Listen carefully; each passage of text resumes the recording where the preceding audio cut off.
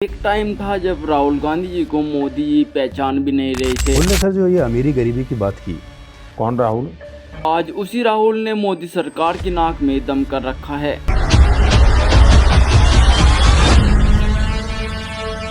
आज मोदी सरकार गिरने की कगार पर खड़ी है। क्यों बिहार के चुनाव मोदी सरकार के लिए जीतना जरूरी है?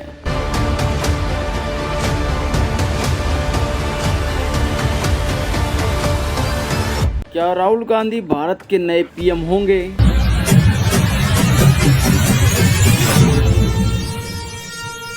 नमस्कार साथियों, बिहार में आने वाले चुनाव सिर्फ राज्य के चुनाव नहीं बल्कि केंद्र के भी चुनाव हैं, क्योंकि मोदी सरकार पहले ही संख्याओं के जादू पर खड़ी है और बिहार की सीट इस बैलेंस को बिगाड़ सकती है और मोदी सरकार अपने घुटनों पर आ सकती है। चलिए जानते हैं कैसे।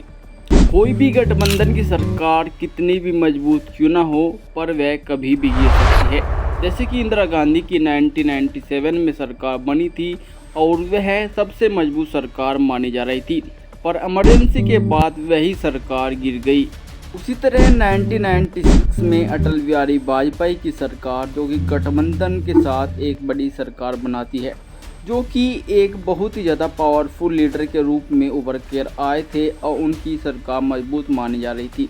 पर उसी तरह जयललिता, जो कि उनके साथ गठबंधन की सरकार बनाई थी, उन्होंने उनसे मुंह फेर दिया और साथ ही साथ जब उनकी वोटिंग संसद में हुई तो वे अपना पूर्ण बहुमत सिद्ध नहीं कर पाए और उनकी सरकार गिर गई। इसी तरह गठबंधन की एनडीए की सरकार बनती है, जिसमें कि बीजेपी को 240 सीट और कांग्रेस को 99 सीट मिली थी और सरकार बनाने के लिए 272 सीट कम से कम चाहिए होती है। जिसके बाद बीजेपी ने छोटी छोटी राजनीतिक पार्टियों से मिलकर जो कि गठबंधन किया और अपनी सरकार बनाई, जिसमें कि कई छोटी छोटी राजनीतिक पार्टियां शामिल थी, जैसे कि बिहार के नीतीश कुमार की पार्टी, और वह 12 सीट के साथ बीजेपी में आते हैं। और दूसरे थे चंद्रबाबू नायडू 16 सीट के साथ और तीसरे थे चिराग पासवान 5 सीट के साथ। जिसके बाद बीजेपी के पास 293 सीट हो गई थी और बीजेपी अपनी सरकार में आती है।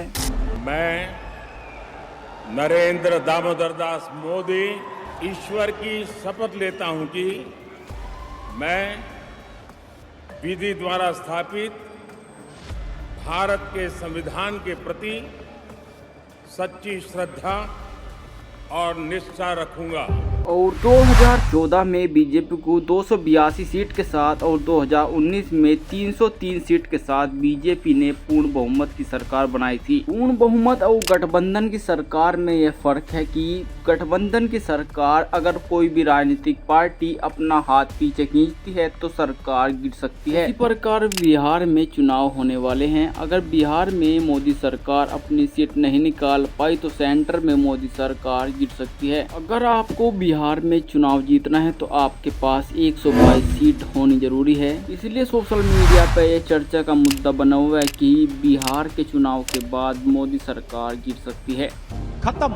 इसलिए बिहार के चुनाव सेंटर के चुनाव से ज़्यादा इम्पोर्टेंट हो रहे हैं और दोनों पार्टी अपने पूरे जोर लगा रही है। बिहार में करंटली सीएम नीतीश कुमार है, जिनको पलटू चाचा के नाम से भी जाना जाता है। कभी वे बीजेपी से कांग्रेस, कांग्रेस से बीजेपी के। हमारे जो चाचा हैं बिहार में पलटू चाचा के नाम से जाने जाते हैं। जिसमें कि दूसरी तरफ राहुल गांधी जी के पास एक प्लस पॉइंट है, वोट चोरी का मुद्दा और साथ ही साथ इलेक्शन कमीशन ऑफ इंडिया की चुप्पी, जिसको लेकर बार बार ये बिहार के चुनाव में इस मुद्दे को उठा रहे हैं, जो कि कहीं ना कहीं इनको बिहार चुनाव में लाभ देखने को मिलेगा, जिसको लेकर ही राहुल गांधी जी हाइड्रोजन बॉम्ब गिराने की बात कर रहे हैं। मैं आपको गारंटी करके दे रहा हूं, हाइड्रोजन बम के बाद नरेंद्र मोदी जी अपना चेहरा इस देश को नहीं दिखा पाएंगे।